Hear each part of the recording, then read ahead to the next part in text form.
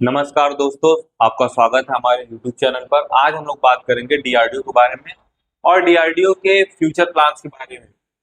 DRDO क्या है? DRDO एक भारत का एक प्रतिष्ठित संस्थान है जहां से भारत को नए नए उन्नत किस्म के हथियार मिलते हैं, जिसकी वजह से भारत विश्व में अपनी एक पहचान रखता है डिफेंस के क्षेत्र में। तो डीआरडीओ का मतलब होता है defence research and development organisation. और इसके बारे में बात करते हैं, इसके फ्यूचर प्लान के बारे में बात करते हैं। तो आगे देखते हैं। The dawn of the future warfare मतलब कि अभी डीआरडीओ ने अपनी स्टार्टिंग की है, क्योंकि अभी डीआरडीओ नए नए तरीके के हथियार बना रहा है जिससे विश्व पूरी दुनिया चौंकने वाली, क्योंकि डीआरडीओ कुछ ऐसे प्रोजेक्ट पे काम कर रहा है जो पूरी दुनिया को चौंकाने वाली है। तो अभी इसके बारे में बात करते हैं। अब बात सिर्फ उपकरण आयात तक नहीं, बल्कि दुनिया का अपनी अत्याधुनिक हथियारों से तकनीकों से चौंकाने वाला देश बन चुका है। भारत अब जो कि ज्यादातर हथियार दूसरे देश से आयात करता है, अब धीरे धीरे भारत खुद आत्मनिर्भर बन रहा है। अब नए नए हथियार ऐसे भारत बना रहा है जो पूरे विश्व के लिए एक चर्चा का विषय बनता जा रहा है।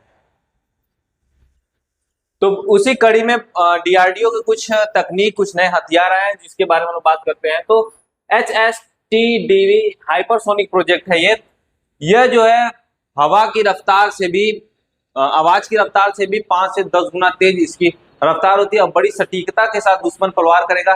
पलक झपकते ही दुश्मन के ठिकाने को नेस्तनाबूद कर देगा। भारत उन चुनिंदा देशों में खड़ा हो चुका है जिसके पास हवा की गति से भी 5 से 10 गुना तेज चलने वाली मिसाइल है। इसके लिए भारत स्क्रैम जेट तकनीक सामने दुश्मन के वायु रक्षा प्रणाली और रडार प्रतिक्रिया के सामने अब पूरी तरह विफल हो जाते हैं। मतलब कि इसका रफ्तार इतना तेज होता है, 5 या 10, माख 5 या माख 10 की रफ्तार बहुत ज्यादा तेज होती है, जिसको किसी भी रडार में पकड़ पाना बड़ा ही मुश्किल होता है। और उसके आगे बात करते हैं तो AI powered killer drones. Bharat यानी डीआरडीओ ऐसे ऐसे ड्रोन्स को बना रहा है जिसको कोई भी रडार पकड़ नहीं सकता, क्योंकि इसमें स्वयं ड्रोन का यूज किया जाएगा। क्योंकि स्वयं ड्रोन ऐसे ड्रोन होते हैं जो स्वायत्त होते हैं और खुद से निर्णय लेने में सक्षम होते हैं, और इसमें काफी छोटे छोटे ड्रोन मिलकर एक साथ दुश्मन के ठिकानों पर उनके एयर डिफेंस सिस्टम को नेस्तनाबूद कर देते हैं। उसके बाद AI सर्विलेंस की बात किया जा रहा है। तो यहाँ पे पूरी तरीके से उसमें AI जनरेटेड चीजें होंगी, AI से पूरी तरह वो लैस होगा, जिसके वजह से वह दुश्मन के हथियारों को पहचान लेगा और यह बता देगा कि वहां पर क्या है, कि दुश्मन का हथियार किस प्रकार का, क्या वह टैंक है, क्या वह आर्टिलरी, या खुद दुश्मन घुसपैठ करने की कोशिश कर रहा है। तो उसको यह खुद निर्णय ले सकता है और उस पर गोलाबारी भी कर सकता है। ऑटोनोमस स्ट्राइक की बात किया जाए तो यह पूरी तरीके से हथियारों से लैस होगा और इसको चलाने के लिए किसी आदमी की जरूरत नहीं होगी। यह खुद से ही निर्णय लेगा कि उसे किस तरीके के हथियार का इस्तेमाल करना, और उसी प्रकार से उसी रेंज में दुश्मन के ऊपर अटैक करेगा।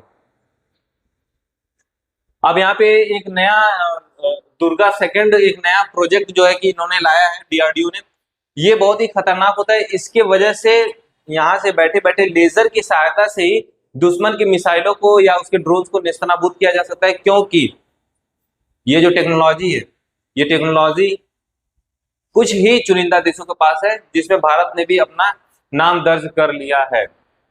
अब इसका फुल फॉर्म अगर देखा जाए दुर्गा सेकंड का, तो डायरेक्शनली अनरिस्ट्रिक्टेड रे गन एयर, ये इस तरीके का सिस्टम है जो लेजर एनर्जी से दुश्मन को हवा में ही नेस्तनाबूद कर देता है। और इसके लिए हमारा जो है कि समय और पैसा दोनों बचेगा, क्योंकि अगर हम लोग एयर डिफेंस सिस्टम का यूज करते हैं तो उसमें जो मिसाइलों की जो रेंज होती है और मिसाइलों का जो प्राइस होता है वो बहुत महंगा होता है, जिससे काफी नुकसान पहुंचता है और काफी क्षति भी होती है। और अगर इस तकनीकी का यूज किया जाता है तो कम पैसे में ही सिर्फ लेजर से ही दुश्मन को हवा में ही नष्ट किया जा सकता है। अब स्पेस द न्यू बैटलफील्ड, क्योंकि अभी जो लड़ाई है वो धीरे धीरे स्पेस की तरफ शिफ्ट होती जा रही है। स्पेस वॉर हो रही है। स्पेस से दुश्मनों के रडार को, दुश्मनों के ठिकाने को निशाना बनाया जाता है, उस पर निगरानी बनाई जाती है।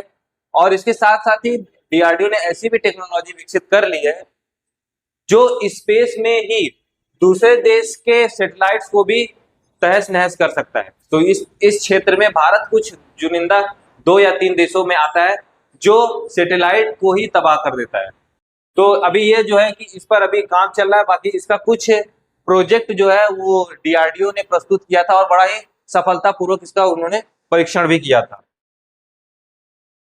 फ्यूचरिस्टिक सोल्जर सिस्टम, अभी देखिए अब ये नए तरीके का प्रोजेक्ट डीआरडीओ ला रहा है जिसमें आधी मशीन आधा इंसान होगा। मतलब कि जो सोल्जर होगा वो पूरी तरीके से इस तरीके से इक्विप्ड होगा कि वह उसको चलने फिरने में या पहाड़ चढ़ने में बड़ी आसानी होगी, क्योंकि अगर इंसान पहाड़ चढ़ता है या कुछ ऐसी गतिविधियां करता है जिसकी वजह से उसको थकान हो जाती है, लेकिन इस तरह के इक्विपमेंट आ जाने से आप यहाँ पे फिगर में देख सकते हैं कि किस तरीके से ये पूरी तरह हमारा जो सोल्जर है वो पूरी तरीके से टेक्नोलॉजी से पूरा ये लैस है। इसके बाद अगर बात करते हैं तो इस तरीके से अगर हम टेक्नोलॉजी लाते हैं तो इससे कहीं ना कहीं जो सैनिकों की कार्य क्षमता है वो कई गुना तक बढ़ाई जा सकती है और सैनिक बिना थके लगातार युद्ध को लड़ सकते हैं और इससे उनकी शक्ति भी बढ़ेगी और उसके साथ साथ वो किसी भी ऐसे टेरेन में जा सकते हैं जहां पर आम इंसान का जा पाना चलना बहुत ही मुश्किल होता है।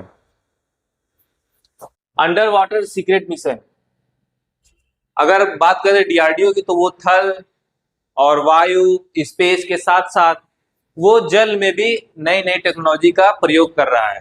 अब देखिए अगर इसी बात करें तो सबमरीन स्टेल्थ टेक, मतलब कि डीआरडीओ सबमरीन में भी स्टेल्थ टेक्नोलॉजी रहा। स्टेल्थ टेक्नोलॉजी खासियत ये होती है कि यह दुश्मनों के रडार में नहीं आता। इसका मतलब भारत की जो भी सबमरीन होगी वह पूरी तरीके से डिटेक्ट नहीं की जा सकती, क्योंकि अंदर जो है कि सोनार जैसी टेक्नोलॉजी का इस्तेमाल करके पनडुब्बियों को डुबाया जाता है, उसको निशाना बनाया जाता है।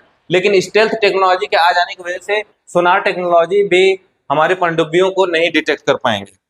और उसके साथ साथ स्मार्ट होमिंग टॉर्पीडोज, अब इस तरीके की टेक्नोलॉजी आ गई है जिसमें जो जो भारत के नए नए उसमें इक्विपमेंट रहेंगे और नए नए टेक्नोलॉजी रहेंगे, जिसके वजह से दुश्मनों को अंदर ही उसके सबमरीन को बड़ी आसानी से नेस्तनाबूद किया जा सकता है, क्योंकि यह जो है सेंसर काफी टेक्नोलॉजी इसकी आगे मान लीजिए एआई टेक्नोलॉजी होगी इसमें, जिसके वजह से अगर दुश्मन भारत की सीमा में प्रवेश करता है सबमरीन के माध्यम से तो बड़ी आसानी से उसको सेंसर करके डिटेक्ट करके उसको तबाह किया जा सकता है। वाई वर्ल्ड वॉचेस इंडिया, अब बात यहाँ पे यह है कि अब इस समय दुनिया भारत की तरफ क्यों देख रही है। भारत बहुत बड़ा हथियार का आयातक देश रहा है, लेकिन डीआरडीओ लगातार अपने इस प्रयास की वजह से डीआरडीओ कुछ ऐसे टेक्नोलॉजी को लाया है जिसकी वजह से दुनिया की नजर भारत पर बन रही है।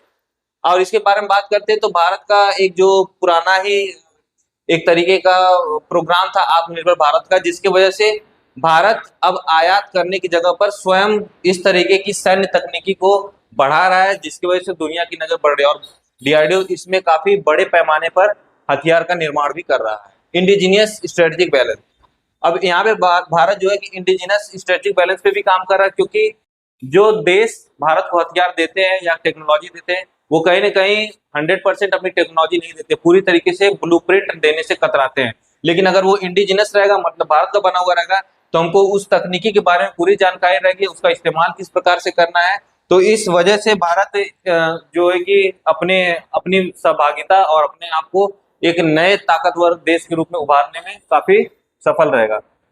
अब पायनियर एआई इन्फ्यूज टेक, इसमें भारत जो है कि ज्यादा से ज्यादा एआई टेक्नोलॉजी का इस्तेमाल करेगा ताकि जो हमारे सैनिक हैं उनकी क्षति कम हो और जिसके वजह से ड्रोन या फिर जितने मिसाइल होंगे गाइडेड मिसाइल वो कहीं ना कहीं एआई तकनीकी से पूरी तरीके से लैस होंगे, जिसके वजह से हमारे सैनिकों की जान भी बचेगी और दुश्मनों को ज्यादा से ज्यादा नुकसान भी होगा।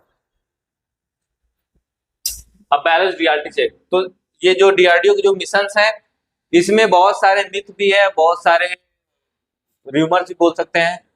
तो उसमें हम लोग अगर बात करते हैं तो जैसे पहला है हाइपरसोनिक फ्लाइट, तो इसमें कुछ मिथ भी है, र्यूमर्स भी है कि ये fully operational in mass Arsenal है। मतलब कि कुछ मिथ ये बोल रहे हैं कि जो है कि ये पूरी तरीके से भारत में अभी सब जगह इस्तेमाल किया जा रहा है, लेकिन अभी ऐसा कुछ है नहीं, क्योंकि अभी इस पे काम चल रहा है और अभी ये टेस्ट हो चुका है। मार्क 6 तक हमने सफलतापूर्वक उपलब्धि हासिल कर दी है। वेपनाइजेशन टाइम्स लाइन 3 to 5 है, मतलब कि इसको पूरी तरीके से भारत की सेना में शामिल करने में 3 से 5 साल का समय लग सकता है। और बात करते हैं लेजर सिस्टम की, तो इसमें मिथ है कि sci-fi active force field everywhere, तो इसमें ये कह रहा है कि भारत का जो है ये लेजर जो सिस्टम है ये अभी भी पूरी तरीके से ऑपरेशनल है सभी जगह पर, बट ऐसा नहीं है। अभी भारत काम कर रहा है दुर्गा सेकंड पर। ये light weight prototypes undergoing critical fields validation, मतलब कि अभी इसका पूरी तरीके से परीक्षण नहीं हुआ है, धीरे धीरे परीक्षण चल रहा है। तो हमको इस पे पूरा यकीन है कि डीआरडीओ इसमें काफी सफल हो पाएगा, बट ये भी कुछ मिथ चल रहा है तो उसको ध्यान देने की जरूरत नहीं है। फिर है exoskeletons iron man equipment in full. तो इसका कहने का मतलब ये जो र्यूमर ये चल रहा है कि जो ये टेक्नोलॉजी आई है पूरी तरीके से आदमी को आयरन मैन बना देगी, तो ऐसा कुछ होने वाला नहीं है। आयरन मैन तो उड़ता भी था, मिसाइल भी दागता था, लेकिन ऐसा कुछ है नहीं।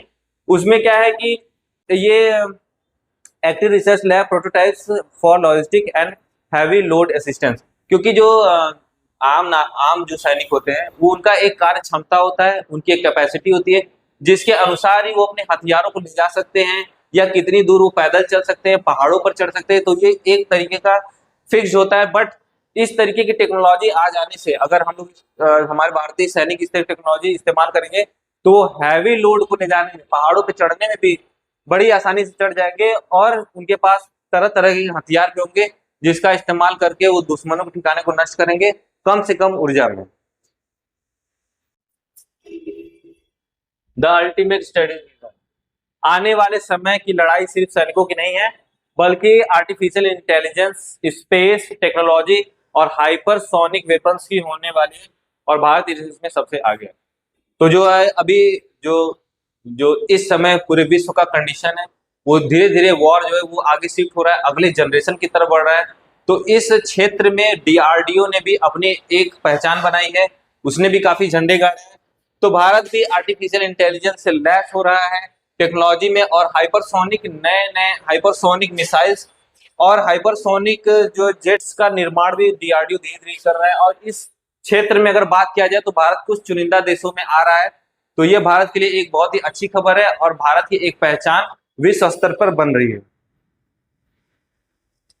तो आपका क्या मानना है, क्या भारत इस तरीके की टेक्नोलॉजी का इस्तेमाल करके, भारत इस तरीके की टेक्नोलॉजी को अपनाकर अमेरिका, चाइना, फ्रांस जैसे देशों को पीछे छोड़ सकता है?